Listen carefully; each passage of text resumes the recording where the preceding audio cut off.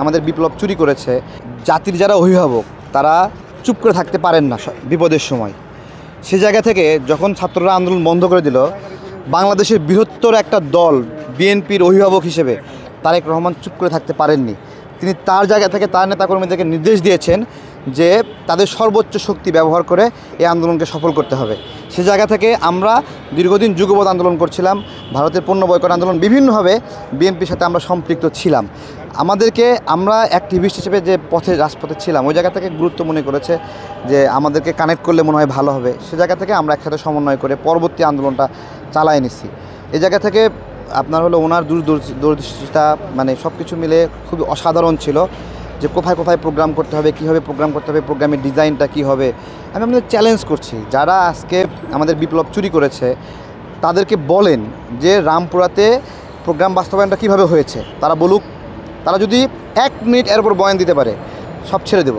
তারা বলুক মোহাম্মদপুরে আমরা কীভাবে আন্দোলন করেছি, বলুক না, বলতে পারলে আমি ছেড়ে দেব। তারপরে আপনার হলো এই যে বসুন্ধরা এলাকায় কীভাবে করে আন্দোলন করলাম, যাত্রাবাড়িতে, তারা বলুক। তারা কেউই বলতে পারবে না যে এই আন্দোলনগুলো কীভাবে হয়েছে, কারণ তারা কানেক্টেড ছিল না। তারা যেভাবে হোক, ভয়ে হোক, চাপে হোক, তারা সরকারের প্রতি অনুগত ছিল ওই সময়। সেই অনুগত হয়ে আন্দোলনটা বন্ধ করছিল ভাই। বন্ধ করা আন্দোলন আমরা যারা রাজনৈতিক কর্মীরা আছি তাদেরকে সমন্বয় করেছেন তারেক রহমান ভাই। উনি সমন্বয় করে এই জায়গাটা কাজ করেছেন, এটা অস্বীকার করলে কিচ্ছু করার নাই। এবং অস্বীকার করে আমাদেরকে উড়াই দেবে তা না, আমরা প্রত্যেকটা জায়গায় আছি ভাই, এখনও হারায় যায়নি, আছি, সেম একইভাবে আছি। আমরা কোনো দুশ্চিন্তাগ্রস্তও না।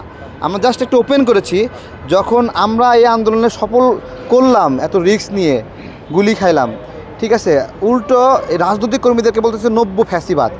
ঠিক আছে, হাসিনার পালক পুত্র যারা হাসিনাকে মা ডাইকা মুখে ফেনা তুলছে, মুজিবকে বাপ ডাকে ফেনা তুলছে, তারা আজকে এই রাজনৈতিক শক্তিদেরকে নব্য ফ্যাসিবাদ বলবে আর আমরা মেনে নেব, এটা হয় না।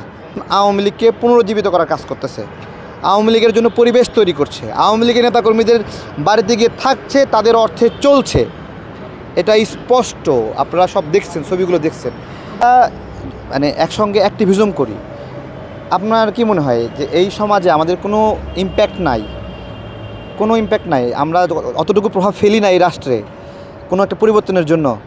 18 সালের আন্দোলনের উদ্যোক্তা আমি, আমাকে ফোন দেবে না কাকে ফোন দেবে বলেন?